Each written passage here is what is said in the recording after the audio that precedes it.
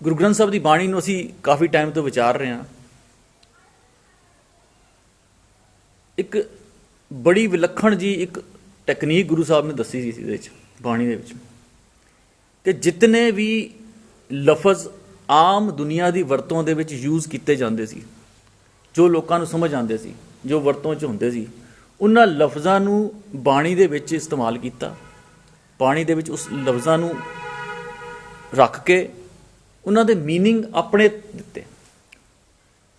ਨਾ ਸਿਰਫ ਬਾਣੀਆਂ ਦੇ ਵਿੱਚ ਉਹਨਾਂ ਲਫ਼ਜ਼ਾਂ ਨੂੰ ਯੂਜ਼ ਕੀਤਾ, ਬਲਕਿ ਕਈ ਬਾਣੀਆਂ ਦੇ ਉਹਨਾਂ ਲਫ਼ਜ਼ਾਂ ਦੇ ਸਾਨੂੰ ਟਾਈਟਲ ਵੀ ਮਿਲਦੇ ਨੇ। ਜਿਸ ਤਰ੍ਹਾਂ 12 ਮਾਹ ਹੈ, ਸੁਚੱਜੀ, ਕੁਚੱਜੀ, ਘੋੜੀਆਂ। ਹੁਣ ਘੋੜੀਆਂ ਵਿਆਹਾਂ ਦੇ ਸਮੇਂ ਗਾਉਣ ਵਾਲਾ ਇੱਕ ਰਸਮ ਹੈ, ਲੇਕਿਨ ਘੋੜੀਆਂ ਦਾ ਟਾਈਟਲ ਰੱਖ ਕੇ ਗੁਰੂ ਸਾਹਿਬ ਨੇ ਇੱਕ ਨਵੀਂ ਥਾਟ ਗੁਰੂ ਦਿੱਤੀ ਹੈ ਦੁਨੀਆ ਨੂੰ, ਕਿ ਘੋੜੀਆਂ ਦਾ ਸ਼ਬਦ ਉਹੀ ਲਿਆ, ਲਫ਼ਜ਼ ਉਹੀ ਲਿਆ ਦੁਨਿਆਵੀ, ਲੇਕਿਨ ਮੀਨਿੰਗ ਆਪਣਾ ਕੀਤਾ ਹੈ ਕਿ ਕਿਸ ਤਰੀਕੇ ਦੇ ਨਾਲ ਉਹ ਘੋੜੀਆਂ। ਇਸੇ ਤਰ੍ਹਾਂ ਕਈ ਲਫ਼ਜ਼ ਐਸੇ ਹੈਗੇ ਨੇ ਜਿਹੜੇ ਆਮ ਦੁਨੀਆ ਦੇ ਵਿੱਚ ਵਰਤੇ ਜਾਂਦੇ ਸੀ, ਭਾਵੇਂ ਉਹਨਾਂ ਦਾ ਗੁਰਮਤ ਦੇ ਨਾਲ ਮੇਲ ਨਹੀਂ ਆਉਂਦਾ। ਫੋਰ ਐਗਜ਼ਾਮਪਲ, ਤੀਰਥ ਗੁਰਮਤ ਨਹੀਂ ਮੰਨਦੀ, ਲੇਕਿਨ ਤੀਰਥ ਲਫ਼ਜ਼ ਨੂੰ ਗੁਰਬਾਣੀ ਦੇ ਵਿੱਚ ਵਰਤ ਕੇ ਮੀਨਿੰਗ ਉਹਦਾ ਆਪਣਾ ਦਿੱਤਾ ਕਿ ਅੰਤਰਗਤ ਤੀਰਥ ਮਲ ਨਾਓ। ਇਹ ਅੰਤਰ ਦੀ ਗਤੀ ਕਰ ਲੈਣੀ, ਅੰਤਰ ਨੂੰ ਸਾਫ਼ ਕਰ ਲੈਣਾ, ਮਨ ਦੀ ਸ਼ੁੱਧੀ ਕਰ ਲੈਣੀ, ਇਹੀ ਤੀਰਥ। ਬਾਹਰ ਦੇ ਤੀਰਥਾਂ ਨੂੰ ਕੰਡੈਮ ਕੀਤਾ। ਇਸੇ ਤਰ੍ਹਾਂ ਵਰਤ ਹੈ। ਇਸੇ ਤਰ੍ਹਾਂ ਕਈ ਐਸੇ ਲਫ਼ਜ਼ ਨੇ ਜਿਹੜੀ ਆਮ ਦੁਨੀਆ ਦੇ ਵਿੱਚ ਵਰਤੇ ਜਾਂਦੇ ਸੀ, ਲੇਕਿਨ ਉਹਨਾਂ ਦਾ ਲਫ਼ਜ਼ਾਂ ਦਾ ਮੀਨਿੰਗ ਗੁਰੂ ਸਾਹਿਬ ਨੇ ਆਪਣਾ ਦਿੱਤਾ। ਇਸੇ ਤਰ੍ਹਾਂ ਬਾਣੀਆਂ ਦੇ ਟਾਈਟਲ, ਸੋਹਿਲਾ ਹੋ ਗਿਆ ਕਈ ਤਰ੍ਹਾਂ, ਔਰ ਇਸੇ ਤਰ੍ਹਾਂ ਸ਼ਬਦਾਂ ਦੇ ਉੱਪਰ ਜਿਹੜੇ ਟਾਈਟਲ ਹੈ, ਜਿਸ ਤਰ੍ਹਾਂ ਇਹਦੇ ਵਿੱਚ ਬਸੰਤ ਰਾਗ ਦੇ ਵਿੱਚ ਹੁਣ ਹਰ ਇੱਕ ਸ਼ਬਦਾਂ ਦਾ ਰਾਗ ਵੀ ਅਲੱਗ ਦਿੱਤਾ। ਸੋ ਇਸ ਸ਼ਬਦ ਦਾ ਜਿਹੜਾ ਟਾਈਟਲ ਹੈ ਉਹ ਬਸੰਤ ਮਹਿਲਾ ਪੰਜਵਾਂ, ਬਸੰਤ ਰਾਗ ਦੇ ਵਿੱਚ ਇਹ ਸ਼ਬਦ ਹੈ, ਔਰ ਸ਼ਬਦ ਦੇ ਵਿੱਚ ਵੀ ਬਸੰਤ ਆਇਆ। ਜਿਹੜਾ ਇਹਦੀ ਰਹਾਓ ਦੀ ਪੰਕਤੀ ਹੈ, आज हमारे गृह बसंत गुण गाए प्रभ तुम बेअंत। ਇਹ ਬਸੰਤ ਲਫ਼ਜ਼ ਟਾਈਟਲ ਦੇ ਵਿੱਚ ਵੀ ਹੈ, ਬਸੰਤ ਲਫ਼ਜ਼ ਰਹਾਓ ਦੀ ਇਸ ਪੰਕਤੀ ਦੇ ਵਿੱਚ ਵੀ ਹੈ। ਸੋ ਬਸੰਤ ਜਿਹੜਾ ਹੈ ਇਹ ਸਮਝੋ ਕਿ ਕੇਂਦਰੀ ਲਫ਼ਜ਼ ਇਸ ਸ਼ਬਦ ਦਾ। ਜੇ ਅਸੀਂ ਬਸੰਤ ਨੂੰ ਸਮਝ ਜਾਈਏ ਤੇ ਬਸੰਤ ਦਾ ਰਹਾਓ ਦੇ ਵਿੱਚ ਇਹਦਾ ਤਾਲੁਕ ਹੈਗਾ, ਤੇ ਰਹਾਓ ਸਾਨੂੰ ਕਲੀਅਰ ਹੁੰਦਾ, ਔਰ ਰਹਾਓ ਤੋਂ ਬਾਅਦ ਫਿਰ ਸਾਰਾ ਸ਼ਬਦ ਹੀ ਖੁੱਲ ਜਾਂਦਾ। ਬਸੰਤ ਇਤਨੀ ਵਾਰੀ ਜ਼ਿਕਰ ਆਇਆ ਗੁਰਬਾਣੀ ਦੇ ਵਿੱਚ ਬਸੰਤ ਦਾ, ਇੱਥੇ ਤੱਕ ਕਿ ਇੱਕ ਜਗ੍ਹਾ ਗੁਰੂ ਸਾਹਿਬ ਕਹਿੰਦੇ ਨੇ ਮਹਾਰੁਤੀ ਮੇ ਸਦ ਬਸੰਤ। ਸਾਰੀਆਂ ਰੁੱਤਾਂ ਦੇ ਵਿੱਚੋਂ ਮਹਾਰੁੱਤ ਜਿਹੜੀ ਹੈ ਨਾ, ਸਭ ਤੋਂ ਉਹ ਬਸੰਤ ਦੀ ਹੈਗੀ ਹੈ। ਇੱਕ ਜਗ੍ਹਾ ਕਹਿੰਦੇ ਨੇ ਤਿਸ ਬਸੰਤ ਜਿਸ ਪ੍ਰਭ ਕਿਰਪਾਲ, ਤਿਸ ਬਸੰਤ ਜਿਸ ਗੁਰ ਦਿਆਲ। ਉਹ ਬਸੰਤ ਉਹਦੇ ਵਾਸਤੇ ਹੈਗੀ ਹੈ ਜਦੋਂ ਗੁਰੂ ਦੀ ਕਿਰਪਾ ਮਿਲਦੀ ਹੈ। ਸੋ ਇਤਨੀ ਇੰਪੋਰਟੈਂਸ, ਇਤਨੀ ਵੈਲਿਊ ਸਭ ਤੋਂ ਟੌਪ ਦਾ ਦਿੱਤਾ ਹੈ ਉਹ ਬਸੰਤ ਨੂੰ। ਕਿਉਂ? 12 ਮਾਹ ਜਦੋਂ ਪੜ੍ਹਦੇ ਹਾਂ ਅਸੀਂ, 12 ਮਾਹ ਦੇ ਵਿੱਚ ਵੀ ਬਸੰਤ ਦਾ ਜ਼ਿਕਰ ਆਉਂਦਾ, ਔਰ 12 ਮਾਹ ਦੋ ਨੇ, ਇੱਕ ਮਾਝ ਤੇ ਇੱਕ ਤੁਖਾਰੀ। ਇੱਕ ਗੁਰੂ ਨਾਨਕ ਸਾਹਿਬ ਦਾ ਉਚਾਰਿਆ, ਇੱਕ ਗੁਰੂ ਅਰਜਨ ਪਾਤਸ਼ਾਹ ਦਾ ਉਚਾਰਿਆ। ਜਿਹੜਾ ਪ੍ਰਚਲਿਤ ਹੈ ਗੁਰੂ ਅਰਜਨ ਪਾਤਸ਼ਾਹ ਦਾ ਮਹਿਲਾ ਪੰਜਵੇਂ ਦਾ, ਜਿਹੜਾ ਆਮ ਅਸੀਂ ਗੁਰਦੁਆਰਿਆਂ 'ਚ ਪੜ੍ਹਦੇ ਹਾਂ। ਹੁਣ ਇਹਦੇ 14 ਸ਼ਬਦਾਂ ਦਾ ਇੱਕ ਸੈੱਟ ਹੈਗਾ, 12 ਮਹੀਨਿਆਂ ਦਾ ਇਹਦੇ 'ਚ ਹੈਗਾ, ਔਰ 2 ਸ਼ਬਦ ਜਿਹੜੇ ਇੱਕ ਟਾਈਟਲ ਇੰਟਰੋਡਕਟਰੀ ਸ਼ਬਦ ਹੈਗਾ, ਔਰ ਇੱਕ ਜਿਹੜਾ ਹੈਗਾ ਕਨਕਲੂਡ ਦਾ ਸ਼ਬਦ ਹੈਗਾ, ਜਿਨ ਜਿਨ ਨਾਮ ਤੇ ਆਇਆ ਤਿਨ ਕੇ ਕਾਜ ਸਰੇ। ਔਰ ਸਭ ਤੋਂ ਕਿਰਤ ਕਮਟਮ ਕੇ ਵਿਛੜੇ ਕਰ ਕਿਰਪਾ ਮੇਲੋ ਰਾਮ, ਇਹ ਸ਼ੁਰੂਆਤੀ ਸ਼ਬਦ ਹੈਗਾ। ਉਸ ਤੋਂ ਬਾਅਦ ਫਿਰ 12 ਮਹੀਨਿਆਂ ਦਾ ਸ਼ਬਦ, ਫਿਰ ਉਸ ਤੋਂ ਬਾਅਦ ਇਹ 14 ਸ਼ਬਦਾਂ ਦਾ ਪੂਰਾ ਸੈੱਟ ਹੈਗਾ। ਜਿੱਥੋਂ ਇਹ ਸ਼ੁਰੂ ਹੁੰਦਾ, ਸਭ ਤੋਂ ਪਹਿਲਾ ਮਹੀਨਾ ਆਉਂਦਾ ਚੇਤ ਦਾ, ਚੇਤ ਤੋਂ ਸ਼ੁਰੂ ਹੁੰਦਾ। ਔਰ ਜਿਤਨੇ ਵੀ ਇਹ ਮਹੀਨਿਆਂ ਦੀ ਵੰਡ ਕੀਤੀ ਹੋਈ ਹੈ, ਇਹ ਇਨਸਾਨ ਨੇ ਆਪਣੀ ਸਹੂਲੀਅਤ ਵਾਸਤੇ ਕੀਤੀ ਹੈ। ਮਹੀਨਿਆਂ ਦੇ ਨਾਮ ਦਿੱਤੇ ਨੇ ਆਪਣੀ ਸਹੂਲੀਅਤ ਵਾਸਤੇ, ਕਿਸੇ ਨੇ ਕਿਤੇ ਜਾਣਾ ਆਣਾ, ਕੋਈ ਕੰਮ ਕਾਰ ਕਰਨਾ। ਫਿਰ ਮਹੀਨਿਆਂ ਤੋਂ ਬਾਅਦ ਵਾਰ, ਸੰਡੇ ਮੰਡੇ, दिन ਦਿੱਤੇ ਨੇ, ਉਸ ਤੋਂ ਬਾਅਦ ਫਿਰ ਘੰਟੇ, ਫਿਰ ਮਿੰਟ, ਇਹ ਸਭ ਨੇ ਆਪਣੀ ਆਪਣੀ ਸਹੂਲਤ ਵਾਸਤੇ। ਔਰ ਜਿਉਂ ਇਨਸਾਨ ਤਰੱਕੀ ਕਰ ਰਿਹਾ, ਇਹ ਵੰਡ ਹੋਰ ਵੱਧਦੀ ਜਾ ਰਹੀ। 1 ਸੈਕਿੰਡ ਦਾ 100ਵਾਂ ਹਿੱਸਾ ਵੀ ਅੱਜ ਤੱਕ 1000ਵਾਂ ਹਿੱਸਾ ਵੀ ਕਰਨ ਹੋ ਰਿਹਾ। ਜਦੋਂ ਗੇਮਸ ਹੁੰਦੀਆਂ ਤੇ ਜਾਂ ਹੋਰ ਕੋਈ ਐਸੇ 1 ਸੈਕਿੰਡ ਦਾ ਵੀ 1000ਵਾਂ ਹਿੱਸਾ ਤੱਕ ਵੀ ਇਹ ਵੰਡ ਹੋ ਚੁੱਕੀ ਹੈ, ਉਸ ਤੋਂ ਅੱਗੇ ਵੀ ਜਾ ਰਿਹਾ। ਸੋ ਇਹਦਾ ਮਤਲਬ ਜਿਤਨੀ ਵੀ ਇਹ ਵੰਡ ਕੀਤੀ ਗਈ ਹੈ ਮਹੀਨਿਆਂ ਦੀ, ਇਹ ਸੰਸਾਰ ਦਾ ਹਿੱਸਾ ਹੈ, ਨਿਰੰਕਾਰ ਦਾ ਹਿੱਸਾ ਨਹੀਂ। ਇਨਸਾਨ ਨੇ ਆਪਣੀ ਸਹੂਲਤ ਵਾਸਤੇ ਕੀਤੀ ਹੈ। ਔਰ ਜਿਤਨੀਆਂ ਵੀ ਇਹਦੇ ਵਿੱਚ ਰੁੱਤਾਂ ਆਉਂਦੀਆਂ, ਮੌਸਮ ਚੇਂਜ ਹੁੰਦੇ ਨੇ, ਇਹ ਮੌਸਮ ਚੇਂਜ ਹੁੰਦੇ ਨੇ ਸੂਰਜ ਦੇ ਕਰਕੇ, ਜਿਹਨੂੰ ਗੁਰਬਾਣੀ 'ਚ ਕਿਹਾ ਸੂਰਜ ਇੱਕੋ ਰੁੱਤ ਅਨੇਕ। ਸੋ ਗੁਰਬਾਣੀ ਦਾ ਇੱਕ ਬੜਾ ਯੂਨੀਕ ਜਿਹਾ ਕਨਸੈਪਟ ਹੈਗਾ ਕਿ ਜਿਹੜਾ ਸਿੱਖ ਹੈ ਉਹ ਕਿਰਤ ਦਾ ਪੁਜਾਰੀ ਨਹੀਂ, ਕਰਤੇ ਦਾ ਪੁਜਾਰੀ ਹੈ। ਔਰ ਸੂਰਜ ਜਿਹੜੀ ਹੈ ਉਹ ਉਸ ਕਰਤੇ ਦੀ ਕਿਰਤ ਹੈਗੀ। ਇਸ ਕਰਕੇ ਜਿਤਨੇ ਵੀ ਰੁੱਤਾਂ ਬਦਲਦੀਆਂ, ਜਿੰਨੇ ਵੀ ਮੌਸਮ ਬਦਲਦੇ ਨੇ, ਜਿੰਨੀਆਂ ਵੀ ਮਹੀਨੇ ਬਦਲਦੇ ਰਹੇ ਨੇ, ਚੇਂਜ ਆ ਰਿਹਾ, ਉਹ ਇੱਕ ਸੂਰਜ ਦੇ ਕਾਰਨ ਆ ਰਿਹਾ। ਔਰ ਸਿੱਖ ਜਿਹੜਾ ਹੈ ਸੂਰਜ ਦਾ ਪੁਜਾਰੀ ਨਹੀਂ, ਸੂਰਜ ਦੇ ਬਣਾਉਣ ਵਾਲੇ ਇਸ ਕਰਤੇ ਦਾ ਪੁਜਾਰੀ ਹੈ। ਇਹਦਾ ਮਤਲਬ ਇਹ ਹੋਇਆ ਕਿ ਜਿਤਨੇ ਵੀ ਮੱਸਿਆ, ਪੂਰਨਮਾਸ਼ੀ ਔਰ ਈਵਨ ਸੰਗਰਾਂਦ, ਇਹ ਸਾਰੇ ਸੂਰਜ ਦੀ ਇੱਕ ਕਰਕੇ ਹੈਗਾ। ਸੰਗਰਾਂਦ, ਮੱਸਿਆ, ਪੂਰਨਮਾਸ਼ੀ ਦਾ ਸਿੱਖ ਦਾ ਕੋਈ ਲੈਣਾ ਦੇਣਾ ਨਹੀਂ। ਇਹ ਕਿਸ ਤਰ੍ਹਾਂ ਸੰਗਰਾਂਦ ਦੀ ਵੀ ਕਨਸੈਪਟ ਗੁਰਦੁਆਰਿਆਂ ਵਿੱਚ ਸਾਡੇ 'ਚ ਵਾੜ ਦਿੱਤਾ ਗਿਆ, ਇੱਕ ਬੜੀ ਲੰਬੀ ਕਹਾਣੀ, ਇੱਕ ਬੜੀ ਵੱਡੀ ਸਾਜ਼ਿਸ਼ ਹੈ, ਉਹ ਇੱਕ ਵੱਖਰਾ ਟੌਪਿਕ ਹੈਗਾ। ਲੇਕਿਨ ਇਸ ਤਰ੍ਹਾਂ ਦਾ ਕਿਸੇ ਵੀ ਤਰ੍ਹਾਂ ਦਾ ਕੰਸਰਨ ਸਿੱਖ ਦਾ ਪੂਰਨਮਾਸ਼ੀ, ਸੰਗਰਾਂਦ, ਮੱਸਿਆ ਦੇ ਨਾਲ ਨਹੀਂ ਹੈ, ਕਿਉਂਕਿ ਇਹ ਸੂਰਜ ਦੇ ਨਾਲ ਰਿਲੇਟਿਡ ਹੈ, ਸੰਸਾਰ ਦਾ ਹਿੱਸਾ ਹੈ, ਨਿਰੰਕਾਰ ਦਾ ਹਿੱਸਾ ਨਹੀਂ।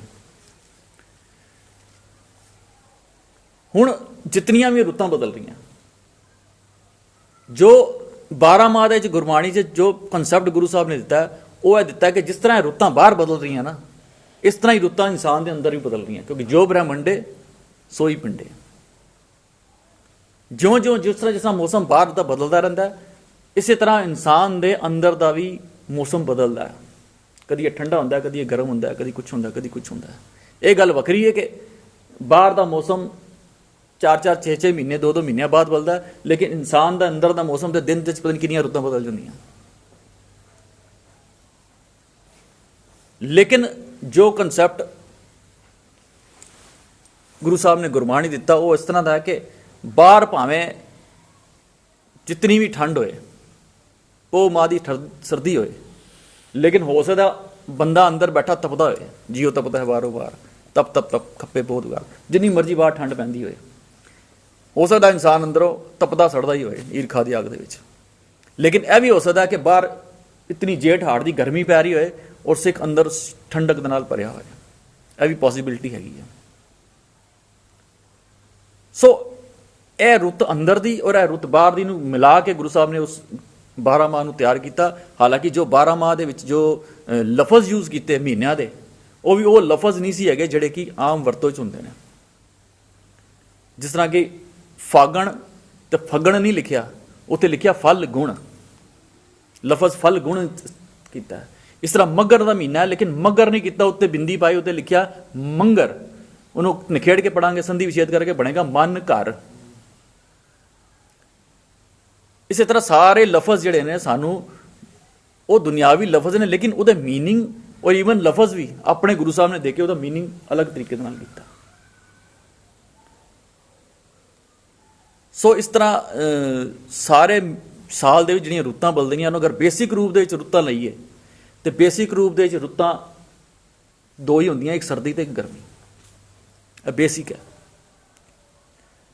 ਲੇਕਿਨ ਗੁਰੂ ਸਾਹਿਬ ਕਹਿੰਦੇ ਨੇ ਕਿ ਜਿਹੜੀ ਰੁੱਤ ਬਾਹਰ ਭਾਵੇਂ ਜਿਹੜੀ ਮਰਜ਼ੀ ਰੁੱਤ ਹੋਏ, ਜਿਹੜੀ ਰੁੱਤ ਤੈਨੂੰ ਪਸੰਦ ਹੈ, ਤੂੰ ਆਪਣੇ ਅੰਦਰ ਉਹ ਵਾਲੀ ਰੁੱਤ ਬਣਾ ਸਕਦਾ ਹਮੇਸ਼ਾ ਵਾਸਤੇ, ਕਿਉਂਕਿ ਬਾਹਰ ਦੀ ਰੁੱਤ ਦਾ ਇਨਸਾਨ ਦਾ ਕੋਈ ਜ਼ੋਰ ਨਹੀਂ ਹੈਗਾ।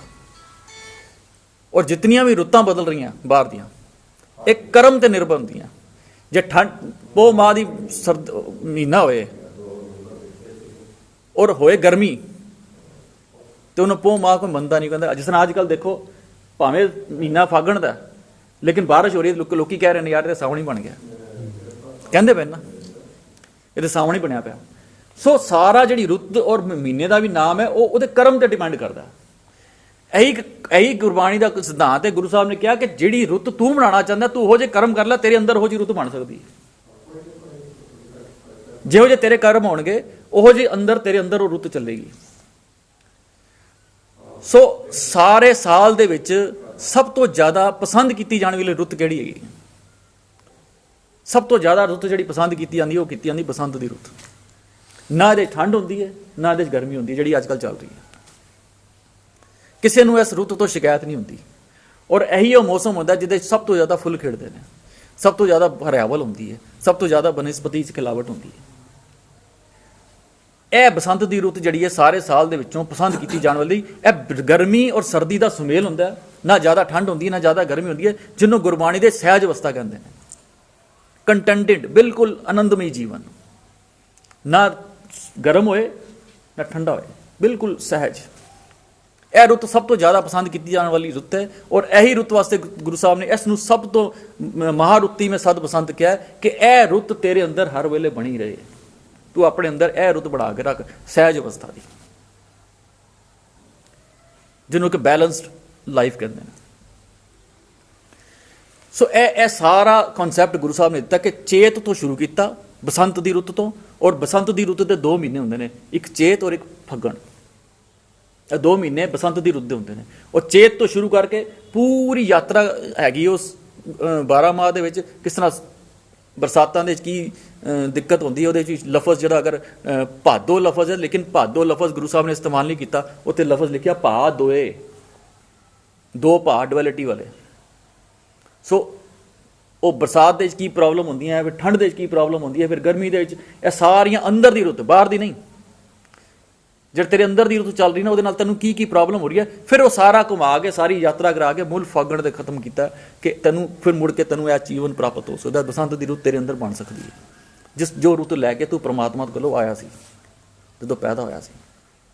ਸੋ ਇਹ ਸਹਿਜ ਦੀ ਅਵਸਥਾ ਦਾ ਇੱਕ ਯੂਨੀਕ ਜਿਹਾ ਕਨਸੈਪਟ ਹੈਗਾ। ਇਸ ਕਰਕੇ ਬਸੰਤ ਦੀ ਰੁੱਤ ਨੂੰ ਸਭ ਤੋਂ ਯੂਨੀਕ, ਸਭ ਤੋਂ ਵਧੀਆ, ਸਭ ਤੋਂ ਟੌਪ ਪ੍ਰਾਇੋਰਟੀ ਗੁਰਬਾਣੀ ਦੇ ਵਿੱਚ ਵੀ ਦਿੱਤੀ ਗਈ ਹੈ। ਔਰ ਆਮ ਬੰਦਿਆਂ ਵਿੱਚ ਬਸੰਤ ਦੀ ਰੁੱਤ ਸਭ ਤੋਂ ਜ਼ਿਆਦਾ ਪਸੰਦ ਕੀਤੀ ਜਾਂਦੀ ਹੈ। ਸੋ ਇਸ ਕਰਕੇ ਗੁਰੂ ਸਾਹਿਬ ਕਹਿੰਦੇ ਨੇ ਨਾਨਕ ਤਿਨਾ ਬਸੰਤ ਹੈ ਜਿਨ ਮਨ ਵਸਿਆ ਸੋਏ। ਸੋ ਉਸ ਇਨਸਾਨ ਦੇ ਅੰਦਰ ਹਰ ਵਕਤ ਬਸੰਤ ਰਹਿ ਸਕਦੀ ਹੈ। ਸੋ ਇਸ ਸਹਿਜ ਅਵਸਥਾ ਨੂੰ, ਇਸ ਬੈਲੈਂਸਡ ਲਾਈਫ ਨੂੰ, ਇਸ ਇੱਕ ਸੰਤੋਖੀ ਔਰ ਕੰਟੈਂਟਡ ਫੀਲਿੰਗ ਨੂੰ ਅਸੀਂ ਲੈ ਕੇ ਜਦੋਂ ਬੈਠਾਂਗੇ ਨਾ, ਇਸ ਸ਼ਬਦ ਨੂੰ ਸਮਝਣ ਤੋਂ ਪਹਿਲੇ ਕਿ ਬਸੰਤ ਦੀ ਰੁੱਤ ਮੇਰੇ ਅੰਦਰ ਆਈ ਹੋਈ ਹੈ, ਬਿਲਕੁਲ ਸਹਿਜ, ਸੰਤੋਖ, ਕੰਟੈਂਟਡ, ਆਨੰਦਮਈ ਔਰ ਇੱਕ ਬੜੀ ਅੱਛੀ ਅਵਸਥਾ ਦੀ ਇੱਕ ਬਸੰਤ ਦੀ ਰੁੱਤ ਜਿਹਦੇ 'ਚ ਬਿਲਕੁਲ ਬੈਲੈਂਸਡ ਲਾਈਫ ਹੈ, ਉਸ ਫੀਲਿੰਗ ਨੂੰ ਅਸੀਂ ਲੈ ਕੇ ਬੈਠੀਏ ਤੇ ਇਹ ਸ਼ਬਦ ਸਾਡੇ ਵਾਸਤੇ ਸਮਝਣਾ ਬੜਾ ਸੌਖਾ ਹੋਏਗਾ। ਉਸ ਅਵਸਥਾ ਵਿੱਚ ਜਦੋਂ ਇਨਸਾਨ ਆਉਂਦਾ ਤਾਂ ਉਹ ਕਹਿੰਦਾ ਆਜ ਹਮਾਰਾ ਗ੍ਰਹਿ ਬਸੰਤ, ਗੁਣ ਗਾਏ ਪ੍ਰਭ ਤੁਮ ਬੇਅੰਤ। ਇਸ ਫੀਲਿੰਗ ਨੂੰ ਲੈ ਕੇ ਬੈਠੀ ਅਸੀਂ ਕਿ ਅੱਜ ਮੇਰੇ ਅੰਦਰ ਉਹ ਬਸੰਤ ਦਾ ਖੇੜਾ ਆਇਆ ਹੈ, ਉਹ ਸਹਿਜ ਅਵਸਥਾ ਬਣੀ ਹੈ। ਪਰ ਬਣੀ ਕਿਸ ਤਰ੍ਹਾਂ? ਗੁਣ ਗਾਏ ਪ੍ਰਭ ਤੁਮ ਬੇਅੰਤ, ਤੇਰੇ ਪ੍ਰਭੂ ਦੇ ਗੁਣ ਗਾਣ ਦੇ ਨਾਲ, ਗੁਣਾਂ ਨੂੰ ਅਡਾਪਟ ਕਰਨ ਦੇ ਨਾਲ। ਜਿਹਦੇ ਅੰਦਰ ਗੁਣ ਆਉਂਦੇ ਨੇ ਉਹਦੇ ਅੰਦਰ ਹੀ ਇਹ ਸਹਿਜ ਅਵਸਥਾ ਆਉਂਦੀ ਹੈ, ਅਦਰਵਾਈਜ਼ ਨਹੀਂ ਆ ਸਕਦੀ। ਉਹ ਗੁਣ ਗਾਣ ਦਾ ਅਸੀਂ ਕਈ ਵਾਰੀ ਸਮਝ ਚੁੱਕੇ ਕਿ ਬਾਜੇ ਤਬਲੇ ਤੇ ਗਾਣਾ ਗਾਣਾ ਨਹੀਂ ਹੈ, ਉਸਨੂੰ ਫੋਲੋ ਕਰਨਾ, ਉਹਦੇ ਨਾਲ ਟਿਊਨਡ ਹੋ ਜਾਣਾ ਐਕਚੁਅਲ ਗਾਣਾ ਹੁੰਦਾ।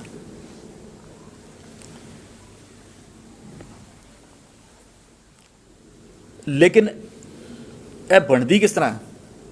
ਇਹ ਬਸੰਤ ਦੀ ਰੁੱਤ ਬਣੀ ਕਿਸ ਤਰ੍ਹਾਂ? ਇਹ ਬਣਦੀ ਕਿਸ ਤਰ੍ਹਾਂ? ਇਹ ਪੂਰੇ ਸ਼ਬਦ ਦੇ ਵਿੱਚ ਫਿਰ ਉਸ ਗੱਲ ਨੂੰ ਸਮਝਾਇਆ। ਗੁਰ ਸੇਵੋ ਕਰ ਨਮਸਕਾਰ, ਆਜ ਹਮਾਰਾ ਮੰਗਲ ਚਾਰ। ਗੁਰ ਸੇਵੋ ਗੁਰੂ ਦੀ ਸੇਵਾ ਕਰਨ ਦੇ ਨਾਲ। ਹੁਣ ਸੇਵਾ, ਗੁਰੂ ਦੀ ਸੇਵਾ ਕੀ ਹੈ? ਗੁਰੂ ਦੀ ਸੇਵਾ ਜਿਹਨੂੰ ਅਸੀਂ ਆਮ ਤੌਰ 'ਤੇ ਸਮਝਦੇ ਹਾਂ ਕਿ ਝਾੜੂ ਪੋਚੇ ਲਗਾ ਲੈਣੇ ਗੁਰਦੁਆਰੇ ਆ ਕੇ, ਲੰਗਰ ਲਗਾ ਲੈਣੇ, ਜੋੜਿਆਂ ਦੀ ਸੇਵਾ ਕਰ ਲੈਣੀ ਜਾਂ ਕੁਛ ਵੀ ਕਰ ਲੈਣਾ, ਇਹ ਗੁਰੂ ਦੀ ਸੇਵਾ ਹੈ। ਇਹ ਤਾਂ ਸੇਵਾ ਹੈ ਹੀ ਹੈ, ਲੇਕਿਨ ਐਕਚੁਅਲ ਦੇ ਵਿੱਚ ਸੇਵਾ ਜਿਹੜੀ ਹੈ ਨਾ ਉਹਦਾ ਬੜਾ ਹੀ ਵੱਖਰਾ ਇੱਕ ਕਨਸੈਪਟ ਗੁਰਬਾਣੀ ਦਿੰਦੀ ਹੈ। ਮੈਨੂੰ ਇਹ ਲੱਗਦਾ ਕਿ ਇੱਕ ਸੇਵਾ ਔਰ ਇੱਕ ਪ੍ਰੇਮ, ਇਹ ਬੜੇ ਦੋ ਨਜ਼ਦੀਕੀ ਲਫ਼ਜ਼ ਹੈਗੇ ਨੇ। ਸੇਵਾ ਉੱਥੇ ਹੀ ਹੁੰਦੀ ਹੈ ਜਿਹਦੇ ਨਾਲ ਪ੍ਰੇਮ ਹੋਏ। ਜਿੱਥੇ ਪ੍ਰੇਮ ਹੁੰਦਾ ਉਹਦੀ ਸੇਵਾ ਹੁੰਦੀ ਹੈ। ਬੜੇ ਨਜ਼ਦੀਕੀ ਲਫ਼ਜ਼ ਹੈਗੇ ਨੇ। ਲੇਕਿਨ ਪ੍ਰੇਮ ਤੇ ਸੇਵਾ ਹੈਗੀ ਹੈ, ਲੇਕਿਨ ਸੇਵਾ ਪ੍ਰੇਮ ਨਹੀਂ ਹੈ। मैं फिर रिपीट करता ना, प्रेम ते सेवा है लेकिन सेवा प्रेम नहीं है। फॉर एग्जाम्पल, कोई नूह सस सहुरा की सेवा कर रही है, कोई पत्नी पति की सेवा कर रही है, वो सेवा कर रही है लेकिन वो प्रेम हो सकता होए या ना हो सकता मजबूरी होए, हो सकता कोई लालच होए, हो सकता कोई डर होए, वो सेवा की मजबूरी भी हो सकती है। इस तरह जे गुरु घर दे विच कोई सेवा कर रहा, हो सकता कोई आके ਉਹਦੀ ਇਹੀ ਹੋਏ कि मैं सेवा करा जाके मेरी कोई मुकदमा ही जित जावा, मेरी मंग पूरी हो जाए, कोई कार गड्डी आ जाए, कोई कुछ हो जाए, ये सेवा हो रही है। हो सकता कोई सीट का ही लालच होए, दुनिया देखे मैनू वोटां आ रही हैं, हो सकता लोक दिखावा होए। लेकिन जिहड़ा प्रेम दे विच होएगा, प्रेम दे विच जिहड़ा सेवा होएगी वो ओवरफ्लो होएगी, ਉਹਦਾ ਤਰੀਕਾ ਹੀ ਅਲੱਗ ਹੁੰਦਾ। ਸੋ ਜਿਹੜੀ ਘਰ ਦੀ ਨੂੰ ਪਤਨੀ ਆਪਣੇ ਪਤੀ ਦੀ ਜਾਂ ਪਤੀ ਪਤਨੀ ਦੀ ਜਾਂ ਕੋਈ ਵੀ ਰਿਸ਼ਤਾ ਲੈ ਲਓ, ਦੁਨਿਆਵੀ ਕੋਈ ਵੀ ਰਿਸ਼ਤਾ ਲੈ ਲਓ, ਜਿਹੜਾ ਉਹਦੇ ਨਾਲ ਪ੍ਰੇਮ ਹੋਏਗਾ ਨਾ, ਜਦੋਂ ਫਿਰ ਉਹ ਪ੍ਰੇਮ ਦੇ ਵਿੱਚੋਂ ਸੇਵਾ ਆਪਣੇ ਆਪ ਨਿਕਲਦੀ ਹੈ। ਫਿਰ ਕੋਈ ਉਹਨੂੰ ਕਹਿਣਾ ਨਹੀਂ ਪੈਂਦਾ, ਕੋਈ ਡਰ ਲਾਲਚ ਖਤਰਾ ਕੁਝ ਨਹੀਂ ਹੁੰਦਾ। ਠੀਕ ਇਸੇ ਤਰ੍ਹਾਂ ਗੁਰੂ ਦੀ ਸੇਵਾ ਜਦੋਂ ਗੁਰੂ ਘਰ ਦੀ ਸੇਵਾ ਹੁੰਦੀ ਹੈ, ਜਦੋਂ ਪ੍ਰੇਮ ਦੇ ਚ ਆਉਂਦਾ ਹੈ ਤੇ ਫਿਰ ਉਹ ਸੇਵਾ ਓਵਰਫਲੋ ਹੋ ਕੇ ਆਪਣੇ ਆਪ ਹੁੰਦੀ ਹੈ। ਔਰ ਸੇਵਾ ਔਰ ਪ੍ਰੇਮ ਦੇ ਵਿੱਚੋਂ ਕਸੌਟੀ ਇੱਕੋ ਹੀ ਹੈ। ਪ੍ਰੇਮ ਦੀ ਸੇਵਾ ਜਾਂ ਕਿਸੇ ਹੋਰ ਤਰੀਕੇ ਦੀ ਸੇਵਾ, ਉਹਦਾ ਨਾਪਣ ਦਾ ਤੋਲਣ ਦਾ ਤਰੀਕਾ ਇੱਕੋ ਹੀ ਹੈਗਾ। ਜਿਹੜਾ ਪ੍ਰੇਮ ਦੇ ਸੇਵਾ ਕਰ ਰਿਹਾ ਹੋਏਗਾ ਨਾ, ਉਹ ਕੰਮ ਕਦੀ ਨਹੀਂ ਕਰੇਗਾ ਜੋ ਦੀ ਸੇਵਾ ਕਰ ਰਿਹਾ ਉਹਨੂੰ ਪਸੰਦ ਨਹੀਂ ਹੈ, ਉਹਦੇ ਕਹਿਣੇ ਵਿੱਚ ਜ਼ਰੂਰ ਰਹੇਗਾ। ਜੇ ਕੋਈ ਪਤੀ ਪਤਨੀ ਦੀ ਜਾਂ ਪਤੀ ਪਤਨੀ ਦੀ ਜਾਂ ਕਿਸੇ ਵੀ ਰਿਸ਼ਤੇ ਦੇ ਵਿੱਚ ਕੋਈ ਉਹਦੀ ਸੇਵਾ ਕਰ ਰਿਹਾ, ਕੋਈ ਐਸਾ ਕੰਮ ਨਹੀਂ ਹੋਏਗਾ ਜਿਹੜਾ ਜੇ ਨੂੰਹ ਸੱਸ ਸਹੁਰੇ ਦੀ ਸੇਵਾ ਕਰ ਰਹੀ ਹੈ, ਕੋਈ ਐਸਾ ਕੰਮ ਨਹੀਂ ਕਰੇਗੀ ਜਿਹੜੇ ਨੂੰਹ ਉਹਦੇ ਸੱਸ ਸਹੁਰਾ ਨੂੰ ਪਸੰਦ ਨਾ ਹੋਏ ਜਾਂ ਉਹਦੇ ਕਹਿਣ ਤੋਂ ਉਲਟ ਹੋਏ। ਇਹ ਅਸਲ ਦੇ ਵਿੱਚ ਸੇਵਾ। ਤੇ ਜੇ ਸੇਵਾ ਕਰਕੇ ਉਹਦੇ ਉਲਟ ਕੰਮ ਕਰ ਰਹੀ ਤੇ ਉਹ ਐਕਚੁਅਲ ਸੇਵਾ ਨਹੀਂ ਹੈ, ਉਹ ਪ੍ਰੇਮ ਨਹੀਂ ਹੈ। ਇਸੇ ਤਰ੍ਹਾਂ ਗੁਰੂ ਘਰ ਦੇ ਵਿੱਚ ਆ ਕੇ ਕੋਈ ਐਸਾ ਕੰਮ ਕਰ ਰਿਹਾ ਜਿਹੜਾ ਗੁਰੂ ਦੇ ਕਹੇ ਤੋਂ ਉਲਟ ਹੈਗਾ, ਸਵੇਰੇ ਆ ਕੇ ਝਾੜੂ ਪੋਚੇ ਲਗਾ ਰਿਹਾ, ਸ਼ਾਮੀ ਬੋਤਲ ਖੋਲ ਰਿਹਾ, ਜੋ ਆਮ ਅਸੀਂ ਦੇਖਦੇ ਹੀ ਹਾਂ। ਪੋਸਟਰਾਂ ਦੇ ਥੱਲੇ ਲਿਖਿਆ ਹੁੰਦਾ ਸੇਵਾਦਾਰ, ਉਹਨਾਂ ਦੇ ਕੀ ਕੰਮ ਨੇ ਉਹ ਅਸੀਂ ਜਾਣਦੇ ਹਾਂ। ਸੋ ਉਹ ਸੇਵਾ ਨਹੀਂ ਹੁੰਦੀ। ਪ੍ਰੇਮ ਦੇ ਨਾਲ, ਪ੍ਰੇਮ ਤੋਂ ਬਾਅਦ ਜਿਹੜੀ ਸੇਵਾ ਹੁੰਦੀ ਹੈ ਨਾ, ਉਹ ਫਿਰ ਆਪਣੇ ਆਪ ਹੁੰਦੀ ਹੈ, ਫਿਰ ਉਸ ਤੋਂ ਕਦੀ ਉਲਟ ਕੰਮ ਨਹੀਂ ਕਰਦਾ। ਇਹ ਸੇਵਾ ਦੀ ਬੜੀ ਨਾਪਣ ਦੀ ਕਸਵੱਟੀ ਹੈ। ਸੇਵਾ ਪ੍ਰੇਮ ਹੈ ਜਾਂ ਇੱਕ ਦਿਖਾਵੇ ਦੀ ਸੇਵਾ। ਸੋ ਇੱਥੇ ਗੁਰੂ ਸਾਹਿਬ ਕਹਿੰਦੇ ਨੇ, ਗੁਰ ਸੇਵੋ ਕਰ ਨਮਸਕਾਰ। ਨਮਸਕਾਰ ਭਾਵ ਨਿਮ ਕੇ, ਬਿਲਕੁਲ ਆਪਣੇ ਆਪ ਨੂੰ ਸਰੈਂਡਰ ਕਰਕੇ। ਆਜ ਹਮਾਰਾ ਮੰਗਲਚਾਰ, ਤਾਂ ਫਿਰ ਇਹ ਮੇਰਾ ਮੰਗਲਚਾਰ। ਮੰਗਲਚਾਰ ਹੁੰਦਾ ਹੈ ਆਚਰਣ, ਅੱਛਾ ਆਚਰਣ। ਗੁਰਮਿਲ ਚੱਜ ਆਚਾਰ ਸਿੱਖ, ਤੁਧ ਕਦੇ ਨਾ ਲੱਗੇ ਦੁੱਖ। ਇਹ ਆਚਰਣ ਉਸ ਤਾਂ ਬਣਦਾ ਆਜ ਹਮਾਰੇ ਮੰਗਲਚਾਰ। ਜਦੋਂ ਉਹ ਸੇਵਾ ਕੀਤੀ, ਉਹ ਸੇਵਾ ਦੇ ਰਿਜ਼ਲਟ ਕੀ ਹੋਇਆ? ਮੇਰਾ ਮੰਗਲਚਾਰ ਹੋਇਆ, ਮੇਰਾ ਆਚਰਣ ਠੀਕ ਹੋ ਗਿਆ। आज हमारा महा आनंद चिंत लथी भेटे गोबिंद। महा आनंद, महा आनंद की अवस्था है जिहदे च बिल्कुल सहज और कंटेंटेड लाइफ, जो असी फीलिंग नूं पहले असी लैके शुरुआत की है। आनंद वो अवस्था है जिहड़ी कि जिहदे उल्ट जिहड़ा ना, वो कुछ दुख नहीं है। सुख के अगेंस्ट दुख होंदा। आनंद की अपोजिट कुछ है नहीं, अपोजिट लफज ही नहीं है आनंद का। लेकिन असी जे किते खाना खान गए हैं, उत्थे जाके आके कहते बड़ा आनंद आया, या कोई हिल स्टेशन चला गया 5 दिन, उस तो 5 दिन तो बाद आके कहता उत्थे बड़ा आनंद आया, फिर वो वापस उत्थे ही आ जाता। ईवन गुरुद्वारे में भी 10-15 मिनट अद्धा घंटा बैठ के कहते उत्थे बड़ा आनंद आया, लेकिन वो एक्चुअल आनंद नहीं होंदा। जे एक्चुअल आनंद होंदा वो थल्ले आंदा ही नहीं, उहदे अगेंस्ट फिर दूसरी चीज़ ही नहीं होंदी। जिन्होंने गुरबाणी अगर आनंद की डेफिनेशन समझनी है तो कहना आनंद, आनंद सबको कहे, आनंद गुरु ते जाणिया, जाणिया आनंद सदा गुर ते कृपा करे प्यारिया। ਕਰ ਕਿਰਪਾ ਕਿਲਵਿਖ ਕੱਟੇ।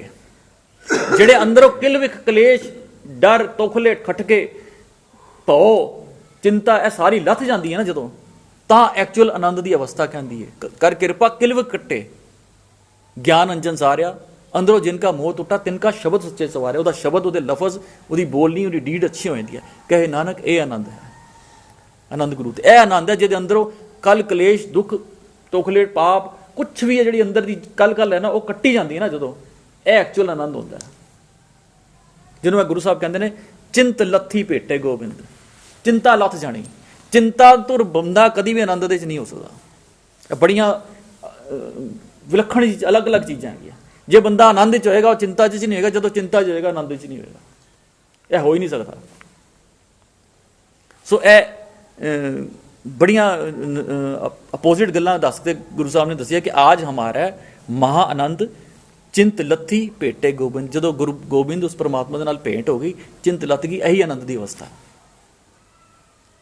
ਆਜ ਹਮਾਰੇ ਗ੍ਰਹਿ ਬਸੰਤ। ਸੋ ਇਹ ਸਾਰੀ ਬਸੰਤ ਦੀ ਇੱਕ ਅਵਸਥਾ ਦੱਸ ਰਹੇ ਨੇ ਗੁਰੂ ਸਾਹਿਬ, ਉਹ ਸਹਿਜ ਅਵਸਥਾ।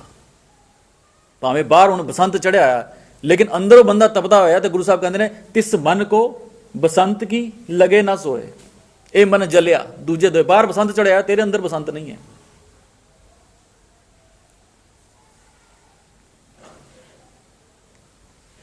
आज हमारे बने फाग प्रभ संगी मिल खेलन लाग।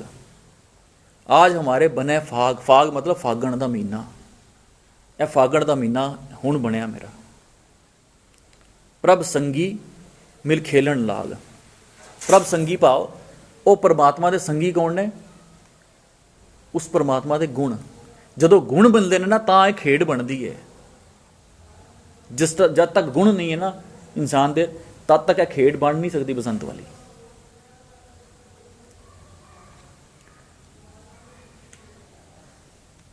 होली कीनी संत सेव रंग लागा अत लाल देव। होली लफज इको बारी आया गुरु ग्रंथ साहब दे विच होली का, लेकिन जिस तरह पहले क्या है कि लफज वही इस्तेमाल किए ने जो दुनिया समझती सी, जो दुनिया जानती सी, लेकिन उदा भाव अपना दिता। जिथे तक रंगां दी होली खेलण वाला सवाल है, यह गुरमत दे विच प्रमाण नहीं, ना ही कदी हुई है। पिछला इतिहास जी कितनियां किताबां पढ़े, भावें कान सिंह नाभा जी दी देखिया या किते भी देखिया, किते भी यह जिक्र नहीं मिलता कि किते गुरु वेले विच या उस तो कई सालों बाद तक भी कोई भी रंग का कंसैप्ट गुरमत दे विच आया होवे। इक्को एक तरीका सी होली मनाउण दा जो गुरु साहब ने दिता। 1675 ਦੇ ਵਿੱਚ ਗੁਰੂ ਤੇਗ ਬਹਾਦਰ ਸਾਹਿਬ ਦੀ ਸ਼ਹੀਦੀ ਹੋਈ ਹੈ। ਉਸ ਟਾਈਮ ਗੁਰੂ ਗੋਬਿੰਦ ਸਿੰਘ ਦੀ ਉਮਰ ਸੀ 9 ਸਾਲ, ਔਰ ਗੁਰੂ ਤੇਗ ਬਹਾਦਰ ਨੇ ਸ਼ਹੀਦੀ ਜਿਹੜੀ ਦਿੱਤੀ ਹੈ ਉਹ ਔਰੰਗਜ਼ੇਬ ਦੀ ਉਸ ਟਾਈਮ ਹਕੂਮਤ ਸੀ। ਗੁਰੂ ਗੋਬਿੰਦ ਸਿੰਘ ਨੂੰ ਉਸ ਟਾਈਮ ਪਤਾ ਲੱਗ ਗਿਆ ਸੀ ਕਿ ਵੀ ਇਹ ਹੁਣ ਟੱਕਰ ਜਿਹੜੀ ਹੈ ਨਾ, ਇਹ ਹੁਣ ਬੜੀ ਵੱਡੀ ਹਕੂਮਤ ਦੇ ਨਾਲ ਹੋਣ ਵਾਲੀ ਹੈ। ਔਰ ਉਸ ਟਾਈਮ ਇੱਧਰ ਕੋਈ ਬਹੁਤ ਸ਼ੁਰੂਆਤ ਨਹੀਂ ਸੀ ਹੋਈ शस्त्र विद्या की या कठ की, लेकिन जिस हुकूमत के नाल टक्कर सी वो जम्मू कश्मीर तो लैके दिल्ली तो लैके तो पूरा हिंदुस्तान के काबज सी। वो हिंदुस्तान भी अज वाला नहीं, पाकिस्तान और काबुल कंधार तक इन्नी वड्डी हुकूमत का वो बादशाह सी, और वो टक्कर लैनी सी। तो ये बड़ी वड्डी प्लैनिंग, बड़ा वड्डा ये पिछे सोच और डिसिपलिन और ऑर्गेनाइजेशन चाहिए थी। उस सारी चीज़ नूं इस उम्र दे विच सोचिया, मेरा ये बड़ी हैरानगी की गल है। 9 साल की उम्र दे विच जदों गुरु तेग बहादुर साहब का सीस उत्थे गया, उस तो बाद गुरु साहब ने ऐलान किया सी कि हुण टक्कर साडी हुकूमत दे नाल लवांगे। लेकिन किस प्लैनिंग दे नाल काम होया, असीं इतिहास पढ़ीए तो हैरान हो जाइदा।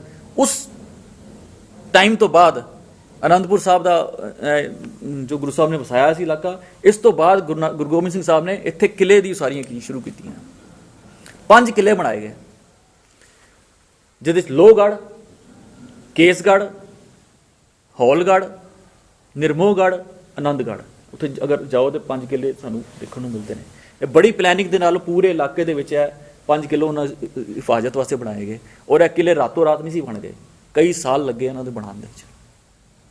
ਔਰ ਹਰ ਕਿਲੇ ਦੀ ਇੱਕ ਆਪਣੀ ਅਲੱਗ ਹੀ ਤਰੀਕੇ ਦੇ ਨਾਲ ਬਣਾਇਆ ਗਿਆ ਸੀ। ਉਹਦਾ ਡਿਜ਼ਾਈਨ ਇਸ ਤਰੀਕੇ ਨਾਲ ਕੀਤਾ ਗਿਆ ਸੀ ਕਿ ਉਹਦੇ ਅੰਦਰ ਦੇ ਕੰਮ ਜਿਹੜੇ ਸੀ ਉਹ ਉਸ ਖਾਸ ਮਕਸਦ ਵਾਸਤੇ ਬਣਾਏ ਗਏ ਸੀ। ਜਿਸ ਤਰ੍ਹਾਂ ਕੇਸਗੜ੍ਹ ਅਸੀਂ ਦੇਖਦੇ ਹਾਂ ਕਿ ਵਿਸਾਖੀ ਦਾ ਇਕੱਠ ਉੱਥੇ ਹੋਇਆ, ਉਹ ਸਾਰਾ ਉਸ ਤਰੀਕੇ ਦੇ ਨਾਲ ਉਹ ਬਣਾਇਆ ਸੀ ਕਿ ਇੱਥੇ ਇਕੱਠ ਹੋਣਾ ਜਾਂ ਮੀਟਿੰਗਸ ਹੋਣੀਆਂ ਜਾਂ ਕੋਈ ਵੱਡਾ ਇਕੱਠ ਹੋਣਾ, ਤੇ ਇੱਥੇ ਕੇਸਗੜ੍ਹ ਸਾਹਿਬ ਦਾ। ਜਿਹੜਾ ਲੋਹਗੜ੍ਹ ਸੀ, ਲੋਹਗੜ੍ਹ ਦੇ ਵਿੱਚ ਹਥਿਆਰਾਂ ਦੀ ਫੈਕਟਰੀਆਂ ਲੱਗੀਆਂ ਸੀ। ਸਿਗਲੀਗੜ੍ਹ ਤੋਂ ਜਿਹੜੇ ਆਏ ਇੱਥੋਂ ਬਾਹਰੋਂ ਬੜੇ ਲੋਕ ਬੁਲਾ ਕੇ ਲੋਹਗੜ੍ਹ ਦੇ ਵਿੱਚ ਫੈਕਟਰੀ ਲਗਾਈ ਸੀ। ਜਿਹੜਾ ਜਦੋਂ ਅਸੀਂ ਦੇਖਦੇ ਹਾਂ ਕਿ ਬਾਅਦ 'ਚ ਲੋਹਗੜ੍ਹ 'ਤੇ ਉਹਨਾਂ ਨੇ ਅਟੈਕ ਕੀਤਾ, ਜਦੋਂ ਉਹ ਹਾਥੀਬੰਦ ਬਚਿੱਤਰ ਸਿੰਘ ਵਾਰੀ ਅਸੀਂ ਘਟਨਾ ਜਾਣਦੇ ਹਾਂ, ਅਤੇ ਉਹਨਾਂ ਦਾ ਅਟੈਕ ਕਰਨ ਦਾ ਮਕਸਦ ਇਹ ਸੀ ਕਿ ਇੱਕ ਵਾਰੀ ਹਥਿਆਰ ਸਾਡੇ ਹੱਥ 'ਚ ਆ ਜਾਣ, ਇਹਨਾਂ ਦੇ ਹਥਿਆਰ ਦੀ ਸਪਲਾਈ ਬੰਦ ਹੋਏ ਅਤੇ ਤਾਂ ਅਸੀਂ ਇਹਨਾਂ 'ਤੇ ਕਾਬਜ਼ ਹੋ ਸਕਦੇ ਹਾਂ। ਅਤੇ ਅੰਦਰੋਂ ਵੀ ਉਹੀ ਹਥਿਆਰ ਲੈ ਕੇ ਆਏ ਸੀ ਜਿਹੜੇ ਕਿ ਉਹ ਢਾਲ ਤੋਂ ਵੀ ਜ਼ਿਆਦਾ ਹਾਰਡ ਲੋਹੇ ਦੀ ਉਹ ਨਾਗਰੀ ਬਰਛੀ ਬਣਾਈ। ਸੋ ਇਹ ਸਾਰਾ ਇਤਿਹਾਸ ਬੜਾ ਕਨੈਕਟਿਡ ਹੈਗਾ। ਇਸ ਤੋਂ ਬਾਅਦ ਹੋਲਗੜ੍ਹ ਜਿਹੜਾ ਸੀ ਉਹ ਇਸ ਤਰੀਕੇ ਦੇ ਨਾਲ ਡਿਜ਼ਾਈਨ ਕੀਤਾ ਗਿਆ ਸੀ ਕਿ ਉੱਥੇ ਪ੍ਰੈਕਟਿਸਿਸ ਹੁੰਦੀਆਂ ਸੀ, ਮੌਕ ਡਰਿਲਿੰਗ ਜਿਹਨੂੰ ਕਹਿੰਦੇ ਨੇ, ਇੱਕ ਫਰੈਂਡਲੀ ਮੈਚ ਕਹਿ ਲਓ। ਸੋ ਪੂਰੇ ਹਿੰਦੁਸਤਾਨ ਦੇ ਵਿੱਚੋਂ ਬਾਹਰੋਂ ਜਿੱਥੋਂ ਵੀ ਪੂਰਾ ਸਾਲ ਜਿਹੜਾ ਟ੍ਰੇਨਿੰਗ ਲੈਂਦਾ ਸੀ ਬੰਦਾ ਜਾਂ ਜਿਹੜੀ ਉਹਦੀ ਸਿਖਲਾਈ ਸੀ, ਉਹ ਉੱਥੇ ਆ ਕੇ ਆਪਣਾ ਪ੍ਰਦਰਸ਼ਨ ਕਰਦਾ ਸੀ, ਮੁਜ਼ਾਹਰਾ ਕਰਦਾ ਸੀ। ਉਸ ਤੋਂ ਬਾਅਦ ਗੁਰੂ ਸਾਹਿਬ ਆਪ ਉਹਨੂੰ ਦੇਖਦੇ ਸੀ, ਕਿਉਂਕਿ ਆਪ ਬੜੇ ਐਕਸਪਰਟ ਸੀ। ਅਸੀਂ ਛੋਟੇ ਸਾਹਿਬਜ਼ਾਦੇ ਜਿਹੜੀ ਫਿਲਮ ਦੇਖੀ ਹੈ, ਉਹ ਦੇਖੀ ਕਿ ਪੈਂਦੇ ਖਾਂ ਦੀ ਇੱਕ ਉਹਦਾ ਉਹ ਹੋਲ ਨਜ਼ਰ ਆਇਆ ਜਾਲੀ ਦਾ, ਉੱਥੇ ਹੀ ਉਹਨਾਂ ਨੇ ਤੀਰ ਮਾਰ ਕੇ ਉਹਨੂੰ ਖਤਮ ਕਰਤਾ, ਬਲਨਾ ਪੂਰਾ ਟੱਕਿਆ ਪਿਆ। ਸੋ ਇਹ ਬੜੇ ਆਪ ਬੜੇ ਐਕਸਪਰਟ ਹੈਗੇ ਸੀ ਯੁੱਧ ਕੌਸ਼ਲ ਦੇ। ਤੋ ਆਪ ਦੇਖਦੇ ਸੀ ਉਹ ਜਿਹੜੇ ਬੰਦੇ ਉੱਥੋਂ ਆਉਂਦੇ ਸੀ ਬਾਹਰੋਂ ਦੀ, ਉਹਨਾਂ ਦੇ ਵਿੱਚੋਂ ਫਿਰ ਛਟਾਈ ਹੁੰਦੀ ਸੀ, ਕਿਹੜਾ ਜਰਨੈਲ ਬਣਾਉਣਾ ਹੈ, ਕਿਹਨੂੰ ਅਲੱਗ ਟ੍ਰੇਨਿੰਗ ਦੇਣੀ ਹੈ, ਜਾਂ ਕਿਸੇ ਨੇ ਟ੍ਰੇਨਰ ਬਣਨਾ ਹੈ। ਇਹ ਸਾਰੀ ਗੁਰੂ ਸਾਹਿਬ ਆਪ ਦੇਖ ਕੇ ਉੱਥੇ ਹੋਲਗੜ੍ਹ ਦਾ ਮਤਲਬ ਅਸੀਂ ਉੱਥੇ ਹੱਲਾ ਬੋਲਿਆ ਜਾਂਦਾ ਸੀ, ਹੱਲਾ ਬੋਲ ਕੇ ਉਹ ਟੀਮਾਂ ਬਣਾ ਕੇ ਇਸ ਤਰ੍ਹਾਂ ਦਾ ਹੋਲਗੜ੍ਹ ਦੇ ਵਿੱਚ ਸਾਰੀ ਪ੍ਰੈਕਟਿਸ ਹੁੰਦੀ ਸੀ। ਔਰ ਦਿਨ ਉਹਨਾਂ ਨੇ ਇੱਕ ਮਿਥ ਲਿਆ ਸੀ ਕਿ ਹੋਲੀ ਵਾਲੇ ਦਿਨ, ਜਿਸ ਤਰ੍ਹਾਂ ਇੱਥੇ ਵੀ ਬੰਦਾ ਸੋਚਦਾ ਕਿ ਯਾਰ ਛੁੱਟੀ ਹੈਗੀ ਹੈ ਜਾਂ ਦਿਨ ਹੈਗੇ ਨੇ ਤੇ ਅਸੀਂ ਇਹ ਕੰਮ ਕਰਾਂਗੇ, ਇੱਕ ਦਿਨ ਮਿਥ ਲਿਆ। ਸੋ ਉਹ ਹੋਲਗੜ੍ਹ ਹੱਲੇ ਤੋਂ ਹੋਲ ਬਣਿਆ, ਔਰ ਹੋਲਗੜ੍ਹ ਦੇ ਵਿੱਚ ਇਹ ਸਾਰੀ ਪ੍ਰੈਕਟਿਸ ਹੁੰਦੀ ਸੀ। ਉਹ ਹੋਲੀ ਦਾ ਦਿਨ ਮਿਥਿਆ ਗਿਆ ਸੀ, ਇਹ ਸਾਰੀਆਂ ਕੰਮ ਉਸ ਟਾਈਮ ਹੁੰਦੇ ਸੀ। ਅਦਰਵਾਈਜ਼ ਹੋਰ ਕੋਈ ਕੰਮ, ਇਹ ਸਾਰਾ ਕਰਤੱਵ ਯੁੱਧ ਕੌਸ਼ਲ ਇਹ ਚੱਲਦਾ ਰਿਹਾ। ਔਰ ਇਸ ਤੋਂ ਬਾਅਦ ਫਿਰ ਤਿਆਰੀ ਹੋਈ ਜਦੋਂ ਹੁਕੂਮਤ ਦੇ ਨਾਲ ਟੱਕਰ ਲੈਂਦੀ, ਔਰ ਕਿਤਨੇ ਸਾਲਾਂ ਬਾਅਦ, ਮੇਰੇ ਖਿਆਲ ਸ਼ਾਇਦ 18 ਸਾਲ ਦਾ ਲਗਭਗ ਪੀਰੀਅਡ ਹੈ ਜਦੋਂ ਪਹਿਲਾ ਭੰਗਾਣੀ ਦਾ ਯੁੱਧ ਗੁਰੂ ਸਾਹਿਬ ਨੇ ਕੀਤਾ। ਇਸ 18 ਸਾਲ ਤਿਆਰੀ ਕੀਤੀ, ਪਲੈਨਿੰਗ ਹੋਈ ਹੈ। ਸੋ ਇਹ ਜਿਹੜੀ ਹੋਲੀ ਦਾ ਕਨਸੈਪਟ ਸਾਡਾ ਸਿਰ ਨਾਲ ਕੰਸਰਨ ਨਹੀਂ ਹੈ। ਰੰਗ ਲਾਗਾ ਅਤ ਲਾਲ, ਹੋਲੀ ਕੀਨੀ ਸੰਤ ਸੇਵ ਭਾਵ ਸੰਤ ਦੀ ਸੇਵਾ, ਇਹ ਹੋਲੀ ਹੈ। ਸੰਤ ਦੀ ਸੇਵਾ ਨੂੰ ਅਸੀਂ ਸਮਝ ਚੁੱਕੇ ਹਾਂ ਪਹਿਲੇ ਹੀ, ਲੇਕਿਨ ਸੰਤ ਨੂੰ ਅਸੀਂ ਸਮਝੇ, ਸੰਤ ਕੋਈ ਭੇਖ ਨੂੰ ਸੰਤ ਨਹੀਂ ਕਹਿੰਦੇ। ਸੰਤ ਦਾ ਮਤਲਬ ਹੈ ਜਿਹੜੇ ਅੰਦਰ ਦੀ ਆਤਮਕ ਆਵਾਜ਼, ਜਿਹੜੀ ਅੰਦਰ ਦੀ ਆਤਮਾ ਦੀ ਸਾਡੀ ਜ਼ਮੀਰ ਦੀ ਆਵਾਜ਼ ਨੂੰ ਸੰਤ ਕਹਿੰਦੇ ਨੇ, ਉਹਨੂੰ ਸੰਤ ਦੀ ਆਵਾਜ਼ ਕਹਿੰਦੇ ਨੇ। ਜਿਹੜਾ ਉਸ ਸੰਤ ਦੀ ਉਸ ਆਤਮਕ ਆਵਾਜ਼ ਨੂੰ, ਉਸ ਪਰਮਾਤਮਾ ਦੀ ਆਵਾਜ਼ ਨੂੰ ਸੁਣ ਕੇ ਉਹਦੇ ਉਸ ਮੁਤਾਬਿਕ ਚੱਲਦਾ ਹੈ, ਐਕਚੁਅਲ ਸੇਵਾ ਜਿਹਨੂੰ ਅਸੀਂ ਸਮਝਿਆ ਪਹਿਲੇ, ਉਹ ਸੰਤ ਦੀ ਸੇਵਾ ਕਰ ਰਿਹਾ।